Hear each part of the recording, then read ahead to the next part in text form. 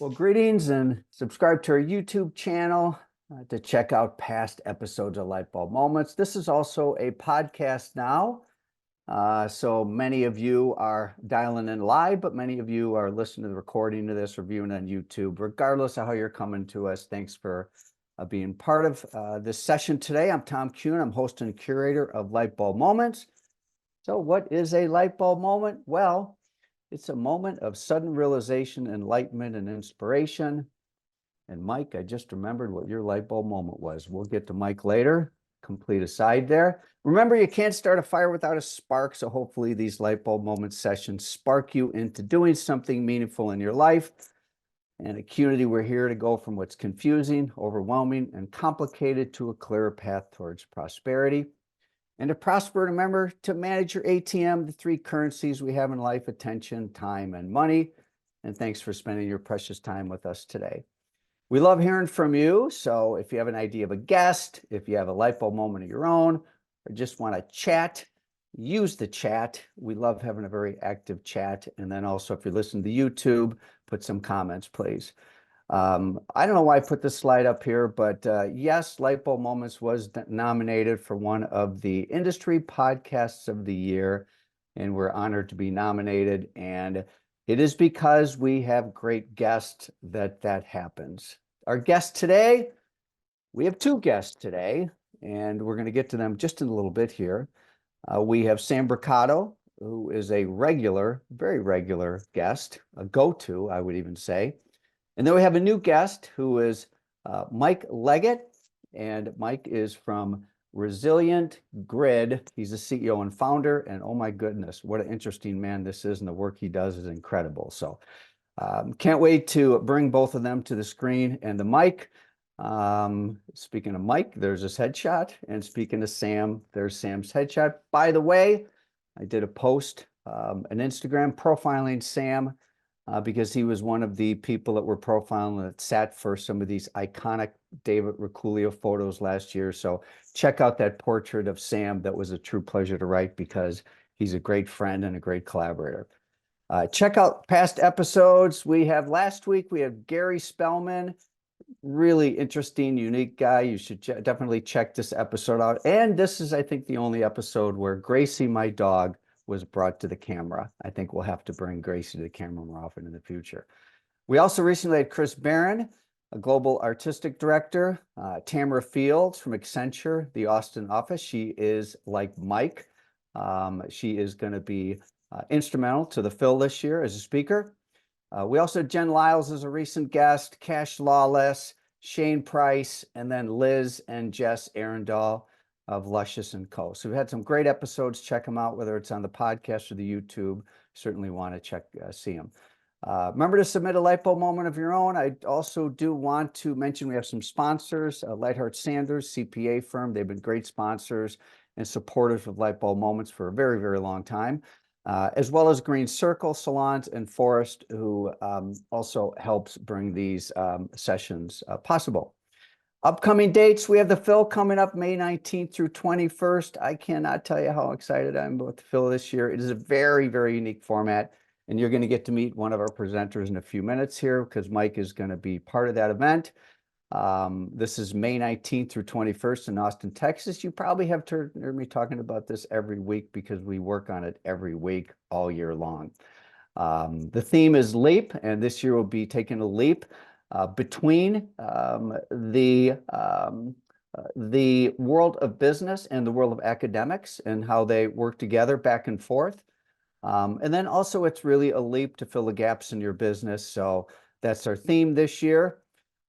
This year we have a very, very unique curated set of educators, speakers, professors, all different terms we can use for them. But the common denominator is they're either part of McCombs School of Business as one of their top professors, or a graduate of McCombs School of Business that are titans in industry in the local Austin community.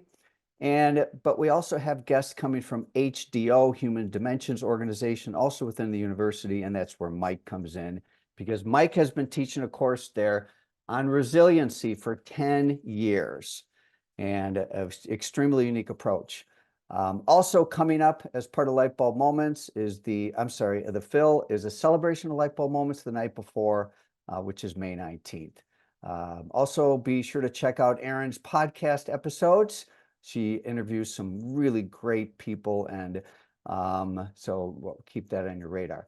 My Lightbulb moment last week was something that was top of mind for me, which is in a couple years, you won't care how long it took. You'll just be glad you never gave up. Truly words that are very meaningful to entrepreneurs, and something that's very meaningful to me right now as I tend to have more projects going on than maybe I should. I don't know. I'm never going to admit that publicly, but that just was recorded. We also celebrated longevity. I had an opportunity to attend a K. Charles 40th anniversary. While in Austin, I was in Austin for the entire month of March. Had amazing experiences. I'll tell you more about that later. But part of it was really being part of a business that reached a very significant milestone. Only 5% of businesses go over 30 years. And this business reached its 40th anniversary. So we shared a little bit about that last week. My light bulb moment this week is really, because we have two guests, my light bulb moment is really just to bring both of these guests forward here. And so I'm first going to ask Mike to come off mute and join us. And Mike, how are you this morning? I'm doing well, thanks. How are you today? I'm doing great. So we're going to have a Excellent. chance to chat here. Then I'm going to bring Sam into the conversation. I had some really interesting. I got these two guests today, everybody, and they met very briefly because our prep calls overlap, but they'd never met before. But it was really kind of struck me about some synergies between the two of you, which I'll get to at the end of the time we have together, Mike. Okay? Sounds great. Thank you. And thanks again for the opportunity to be here with you today. And congrats Well, on all the work you continue to do here. Well, thank you. I mean, your light bulb moment. I mean, first of all, your background's incredible. I mean, Oh, your educational backgrounds alone. I was trying to keep track of all the different PhDs and MAs. So you have an MA, you have a PhD. You cross over into a lot of different areas here, and we'll get to that a little bit. But you're the CEO and founder of ResilientGrid, whose mission is to grow resilient infrastructures by optimizing the human side of the infrastructure management. We're going to unpack what that means. It's going to make a lot more sense to people in a little bit here. But, let me go to a light bulb moment that you had in 2020 or 2003. Okay. sure. Let's, Absolutely. because I really believe that if I understood you correctly, that was a pivotal point in your career. Is that a fair statement? Oh, absolutely. And totally unexpected, as many light bulb moments can be. So here we are, hmm 2023, kind of a normal day turned very, very abnormal. So tell us a little bit about that and what you were doing at the time, Sure. and how that led you into the work you're in today. Sure, thank you. So back in 2003, I was working, in school for psychology, working on this huge, project dissertation. And like most of us, when things get super busy, the last thing to get done is the laundry. So, I'm carrying this huge pile of, laundry down in my, New York apartment, fill up all the washers, eventually all the dryers, put in quarters every which way. And as I put the quarter into the last dryer, the last load, because again, it was a lot of laundry, push it in and the lights went out. And I thought, I just tripped a circuit breaker, too much laundry, it happens. But very quickly as I was walking up to, go back up to my apartment to find the person to call to, help get everything working, things just were not right. Um, there were some lights that were just always on that weren't on. Um, and so, it sort of became clear, just like many things, you have these moments of awareness where it takes a little bit of time. You first start with a feeling that something is wrong. And then as the details keep piling in and you start becoming more aware of them, you understand how severe it is. And so, what I thought was just me doing too much laundry actually turned out to be the great blackout of 2003 in the Northeast United States. And I'm also, I'm pretty nerdy person. I'm a ham radio guy too. And so did what my training was, which is pick up the radio and basically say, how can I help? I happen to live near what's called the EOC, the Emergency Operations Center, and I spent the evening really trying to make sure that people could communicate with each other. Because usually, for example, someone gets hurt, an ambulance picks them up and takes them to a hospital. And there are all of these ways that the ambulance driver talks to a dispatcher in the back office, who then can find a hospital with the right bed or equipment. Well, when there's no electricity and there's no cell phones and there's no internet and there's no landlines, suddenly these people stop being able to talk to each other. So all of the communication funneled through us. And then after, several hours, a lot of time, the lights started to come back on. Things started to move towards recovery, although it took in certain parts of the continent, it actually took days to get to where it needed to be. And the report came out a while later that really struck me as my light bulb moment. It wasn't just the stories there, what happens to a children's hospital with, when it loses power, those kind of things. Um, but it really was that it wasn't a technology problem. And so much of what we deal with nowadays is just more and more advanced technology. But the problem is that it wasn't really technology that failed. It was really humans who lost the ability to understand what was going on and collaborate with each other to make things better. And then suddenly they're in these emergencies that they didn't necessarily have the training or the knowledge at the time, maybe on paper, but practically not the real experience to help them get things back where they needed to be as quickly as possible, which is resilience. And so that's really what fascinated me. I've always been a technologist. I love, I mean, you couldn't pick a more interesting time, both good and bad, to be alive in terms of things like technology. But it really always comes down to a human story and realizing that, when we neglect the human side of the story or we fail to realize how much value and capabilities all of us bring to the work that we do and the opportunities to help people, when we neglect that, we end up in places we really don't want to be. And so that was my light bulb moment that kind of got me into this world of trying to help people, for example, in control rooms who are managing power grids through normal and emergency kind of situations, how to help set those humans up for success. Because at the end of the day, the humans want to set up for us up for success. So we just have to empower them to do it. And that's really what I do. So you've got the engineering background, but the Hmm. human side, I mean, so really what I've learned from you is you're really marrying the human and the tech side. Hmm. And, you use terms in some of your descriptors in terms of what you do, and I'm going to use this one, human factors engineering. What is that? What's human factors engineering? So, really, the idea there is to understand that humans and machines, even in today's world with some of the new advanced technologies coming out, the truth is humans are very different. If you're going to call us a computer, we're a very different kind of computer than computers. And so we have to understand when we're asking human beings to do things that technology to this day cannot do, and probably, at least in my opinion, never will be able to do. Things like true creativity, collaboration, or, being able to think really abstractly into the long term.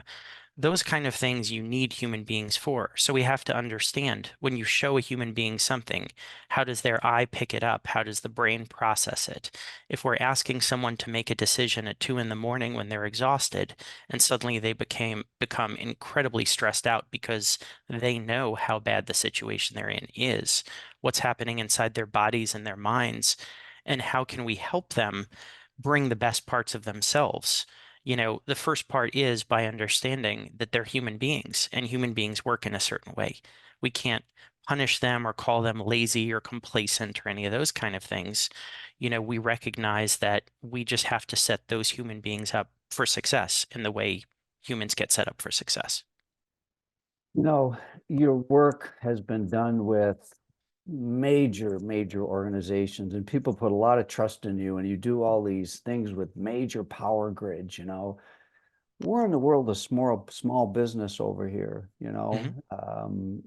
with owner operated businesses such as the Brocato salons in New York City and, several people listening in today. So, but you clearly have a passion, not just for, working at this with at that scale, but how do you bring this, relevant to a independently owned salon, and whether it's New York or San Antonio, Texas, Sure.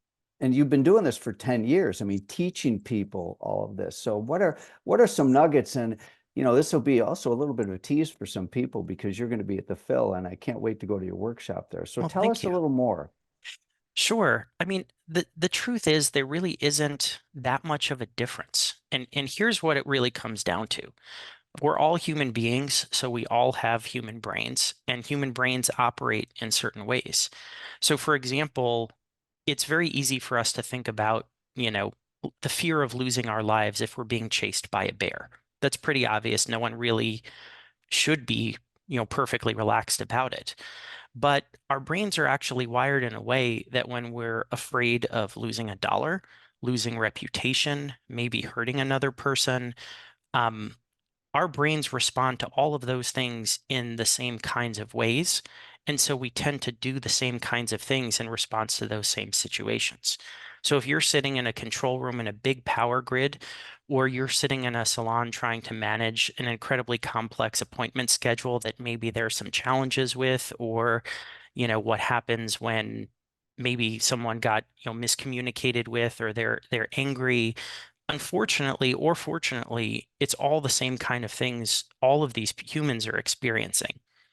And so, what's interesting about critical infrastructure in the world that I live in is there we talk about it because we have to. There's no way that we can't avoid dealing with these kind of things.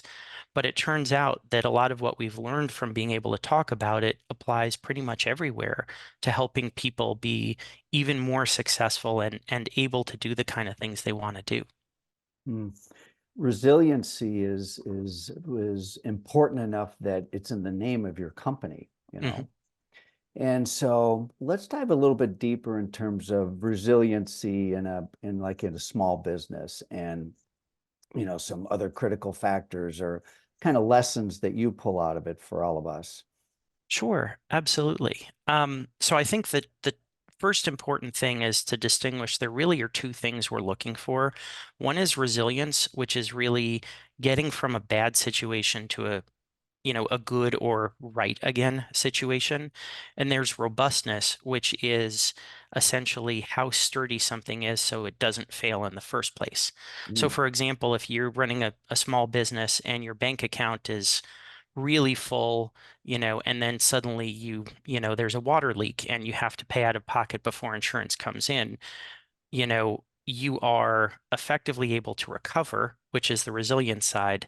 But in terms of bringing down, does it bring down your business? No, because you have the cash on hand, so you have robustness. You're stronger, you're sturdier. So a lot of the resilience side of things is if you look at, for example, the people at the salon who are directly interfacing with other human beings. Unexpected things happen all the time. So it's really how do we set those people up to be successful so they can then help the people they're trying to help. mm. And that's where a lot of it comes from too.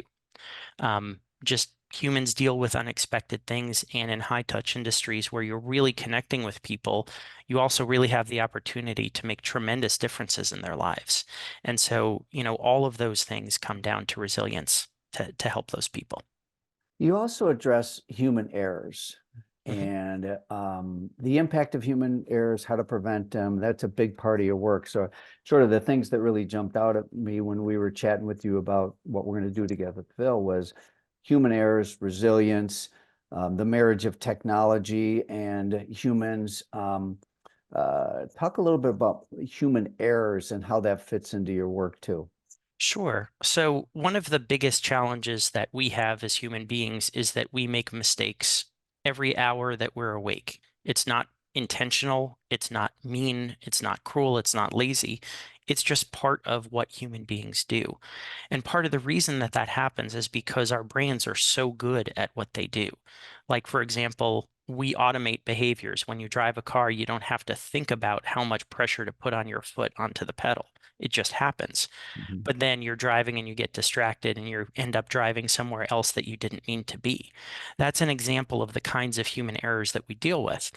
And, you know, we know instinctively that the fewer of those that we have, or really the fewer of those that impact us, the better off we are. But we live in a world that tends to look at that in a very punishing way. Like a person makes a mistake, what's the first thing we do? Like blame, shame, retrain, fire them, pat ourselves on the back that thank God this, crazy person is no longer in the company. And then we're surprised when some months or years later, the exact same thing happens again.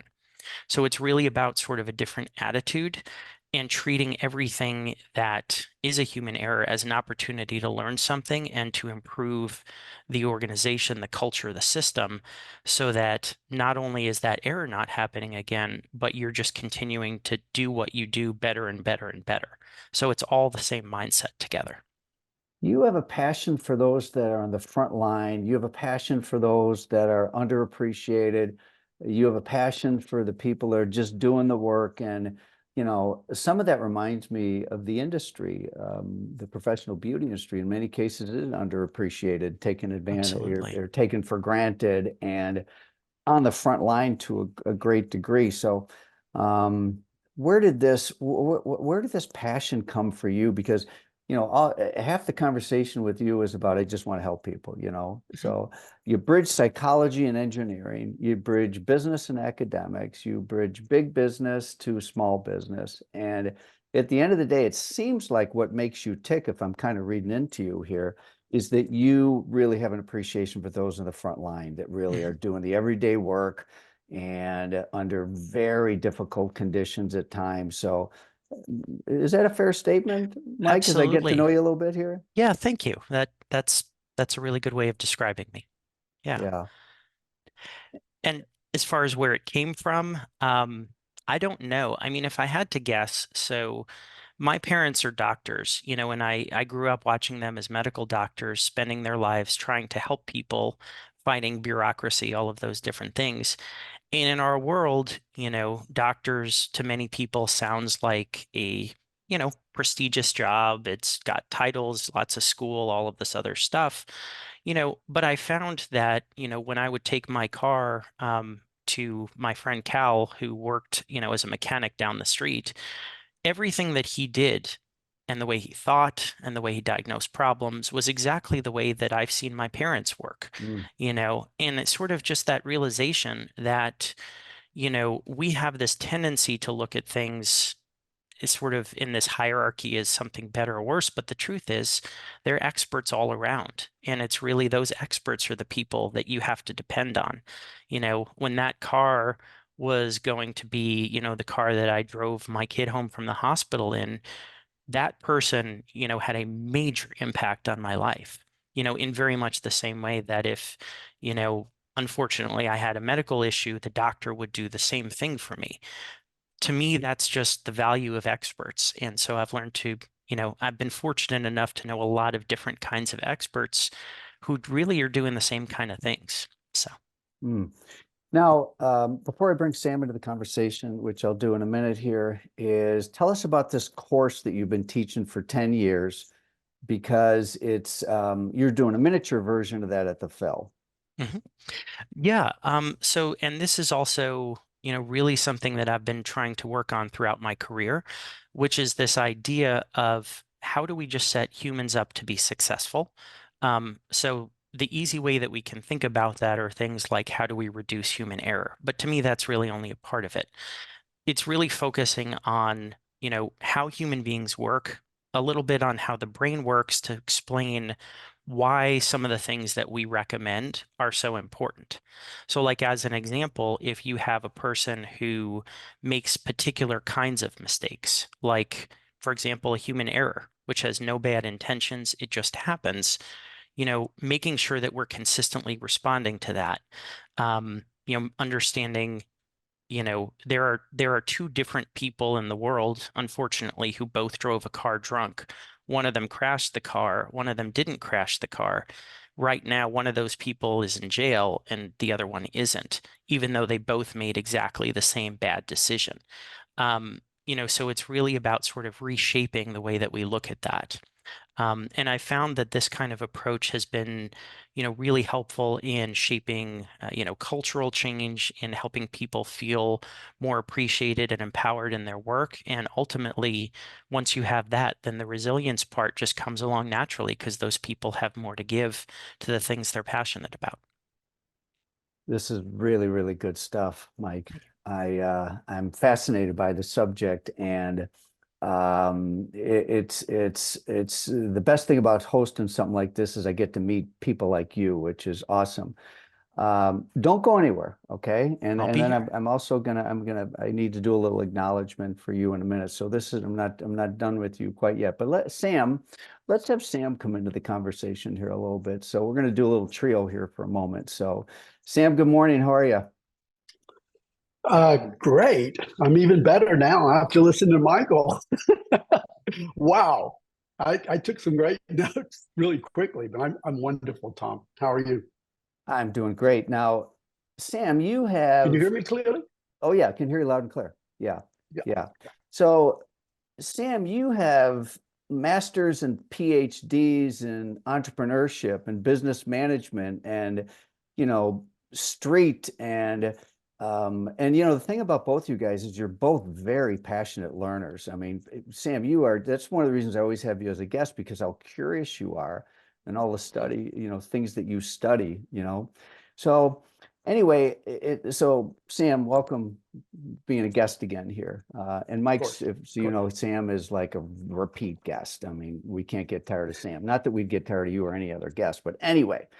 So Sam, we had a good catch up yesterday, and I want to kind of maybe link in some of the conversations because, you talked to me, you have a full set of projects and you own and operate the salon, but occasionally you're asked to pitch in and do hair, you know, Yes. and you describe that as a happy place. Now you're essentially retired from doing the hair. You'll kind of fill in, but so talk about that a little bit. It's still being a happy place for you. And then you shared this story about working on, you gave an example of New York City, stressed out. It kind of reminded me a little bit of maybe what you're doing to build resiliency through touch. Mm. So let's share that part of the conversation and really what you're learning about humans today, using the example of people you have in your chair, 28 years old, et cetera.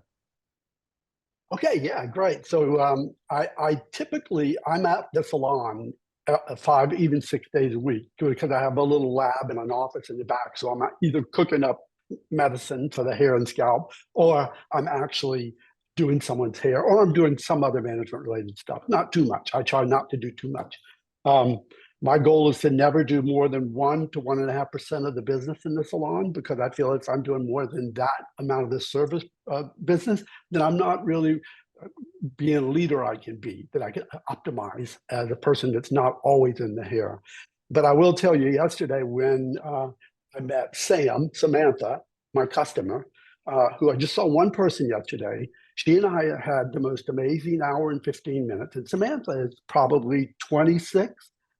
She comes from a family office. Ha ha, we know what that means. Mhm. And so she's just this really intelligent, worldly young woman. So I get to spend this time with her, not only knowing that in my hands, I have 54 years of touching and experience, which I love. And I realize more than ever how valuable they are and what I've done. But I have this human person sitting here she's just glowing with hope and opportunity. And so for me personally, how much better can it get? I even have the music I like playing in the background, and we're all day long, right, these people. So it's wonderful being there, and I hope the same fate for everybody.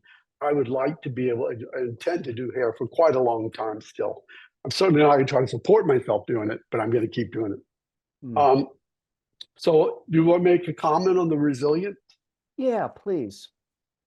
Sure. So the interesting thing about coming from the deep suburbs of the deep South Louisiana 23 years ago, is that, you know, you can be a big fish in a little pond. And so we had 200 employees, 7 locations, you know, and I mean, things were rock and rolling along. But for me personally, it wasn't really, somewhere deep inside, there was an emptiness about what I was doing, where I was going. And so we decided to pull up roots and come up here to New York City in 2008, just in time. I tried to time it right at the very worst moment of the economy. So 2008, we take over the operation of this failing salon, which was losing lots of money and losing employees and really wasn't headed in the right direction. But what I learned pretty quickly was the fundamental structural integrity of the critical infrastructure that is the business that I learned to build, which my whole focus is in the salon and products business. We really had it fundamentally really well built because we understood the simplistic interaction of the resources. I think the robustness of cash flow and how incredibly important it is, but the resiliency and the understanding of the culture and the support system that is you and your team. If you can match those things up, there are moments when the cash obviously will be very low, but the resiliency is so strong. So in the summer of 2008, we needed about 41 people, I think, roughly. We lovingly called them butts in the chairs to break even per day. And we were seeing 19 or 20 or 22. So there was several times my wife and I, Holly and I, had this conversation about, do we put another 50 in? You know, do we put more of our savings in? And we're like, yeah, you know, we know what we're doing. We just need to get on the other side of it. So we kind of just kept pushing along and learning from the marketplace. We found that the city dwellers, a lot of them, they weren't in favor of us at first. They didn't understand what we were and who we were. So that's when we began building a coalition of people to speak for us. So we had a hairstylist that knew how to talk to the local hairstylists and say, no, they're the real things. You can trust them. You can work with them. So we slowly built the strength, but we did it in pieces. We tried to build it like you build a wall.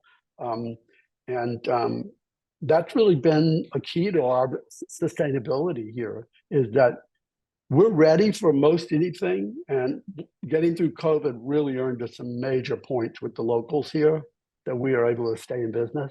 And it's funny because the company here, which is called Sam Brocato Company, was incorporated in roughly 1976 or 77.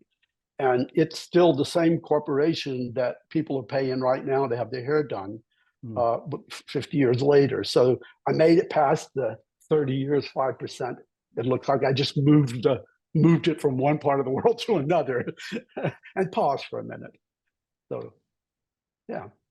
Well, you know, something else that's interesting about the two of you is you really are right in the vortex of humans and technology. And Sam, I know that you're, like many, you're really digging deep into understanding AI, you know, and at the same time, you're human touch, you know, so you're living in this world of technology and touch. Mike, you're also living in the world of, you know, technology and touch, you know, and I think we're at pivotal times as a species. I don't want to get too out there here, but we're at a pivotal time here. And I think the word human is going to be used much more often in the future. We've taken human for granted, but now we have something else that's named artificial intelligence. And where does the future take us? And I know it's kind of a big question, but I'm going to go to you, Mike. I mean, living at the intersection and keeping the human factors alive with all of this pressure to embrace technology that we have no idea, and other than dramatically underestimated the impact that changes can have on our life. So I'm going to go to you first on that one, Mike. Sure. Well, thank you. I mean, this actually is an area that I do spend a lot of time in my day job working on, thinking about, and collaborating with experts on. I have a very I'm going to call it uh, conditionally positive view on this, meaning I think that in many ways, when you look at every technological revolution, some of the commonalities that they've had is that they've taken things that human beings used to do either by hand or, within their minds and adds more and more sort of capabilities to it, does things that machines or computers can do. For example, we can hold 7 ± 2 small chunks of information in our short-term or working memory. A computer has gigabytes, trillions of short-term memory, for lack of a better term, also. But really, it's about if you look at it as a human versus the machine, I think one of the things that gets missed is the idea that there's actually now a system that is both of those things working together. So AI is really great at certain things. And as long as we understand what those things are and we don't get confused about the difference between what is actually correct or deeply understood versus appears on the surface to be correct. And if you're interested, I can give some examples on that. Um, as long as we don't make those kind of mistakes, it's probably going to be like everything else.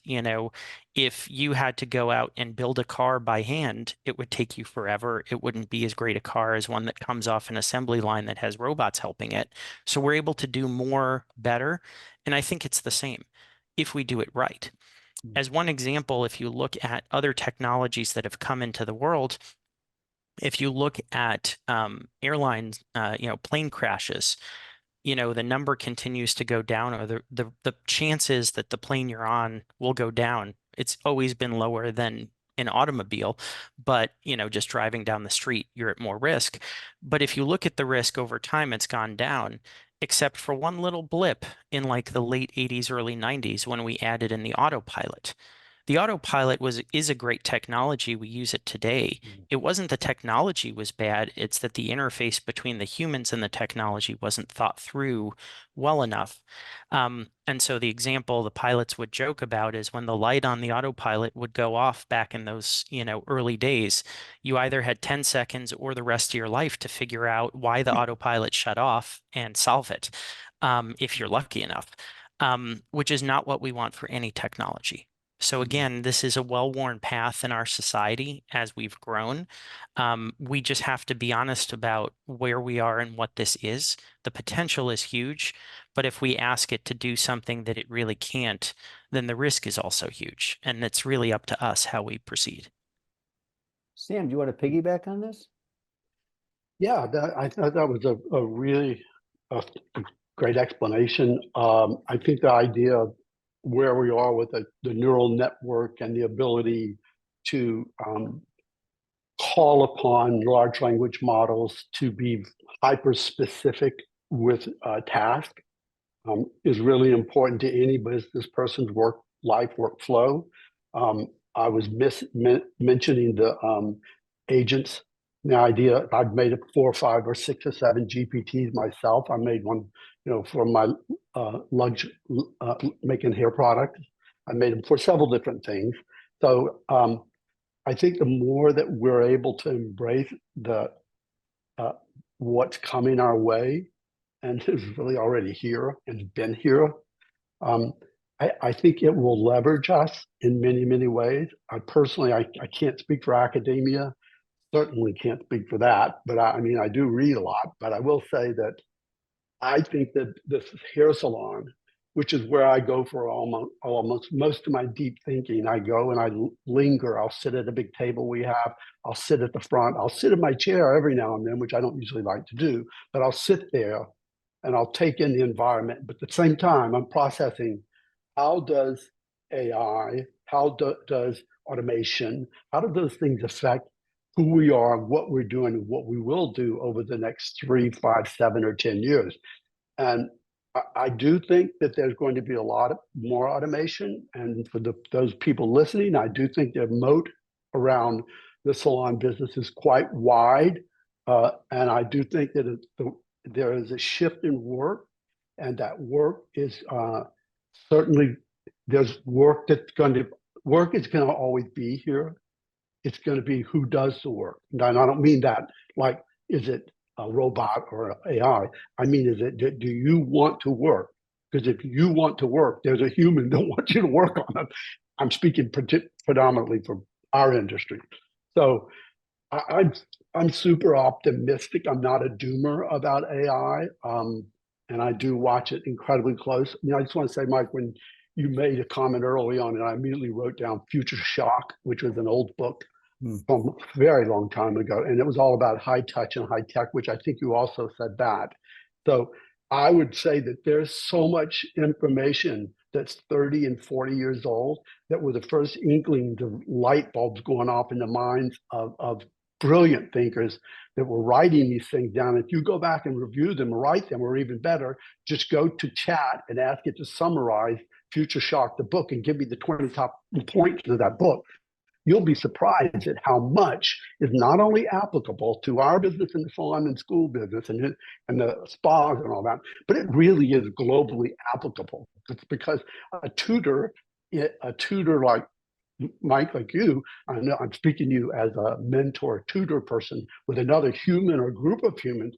It's just, you're just not going to get the level of what you just said, both at an emotional level and an intellectual level. It's just, we're not going to get that from machines anytime in any near future. And I'll close with this. I am really curious to see what happens when quantum computing, fusion energy, and AI all kind of find a way to do what they're doing, which is out there. That's to me one of the biggest, most important. And make sure if you're getting a medical examination of any sort, particularly ladies, ask for an AI assistant. We've had several incidences in our salon where women had mammograms, and the AI caught something that the radiologist did not catch. So anyway, I got a little carried away there, but no, anyway. no, not at all. That's crazy. What you just said at the end there. Yeah. Guys, I could talk to you all day, and I think our guests could listen to you all day, but all good things do come to an end. What a great session today with both of you, and thanks for improvising, both of you, to sort of join each other as co-guests individually, then together, because there's some unique synergy between the two of you gentlemen and the work that you do. So thank you. Can I just ask real quick, Mike, do you have any recommended reading? Sure. Anything that might be not only just for me, because I do read quite a lot. I'm back on a really stupid reading list, but that might be interesting for our service provider, beauty industry understanding of whatever it is you think might be helpful. Sure. I mean, my two favorite books are The Power of Habit by Charles Duhigg and also On Intelligence by Jeff Hawkins, which may be a little bit more neuroscience-y if that's what you're into. But really just this idea that, what our brains want to do is see things that we recognize. And once you realize that, a lot of things, really fascinating things, kind of open up from that insight. Nice. Thank you. That's a great question, Sam. Thank you. Well, gentlemen, first of all, let's everybody give these guys a virtual round of applause. Give them a little shout out in the chat there. Send them a little note. And then, Mike, this is new to you, but you should have coming your $1 million light bulb. Oh, Sam, you got to have at least $5 million behind you. You got to have at least 5 of these things. You're going to have also Sam was also, Mike, you should know, he was the recipient of a golden light bulb 2 years ago at our Phil conference. So congrats. Thanks to both of you guys. I appreciate your precious time. You got a lot of love being shared with both of you, a lot of great insights. Mike, we're thrilled to have you be part of our community. You'll get to know some amazing people 7 weeks away, and you do some very special work and have a great perspective. Sam, thanks for our friendship and being a great guest. Shout out to both of you. The rest of you, I do believe we're on next week, and we'll have another great episode. So see you soon, and thanks for spending your time and energy with us today. Bye now, everybody.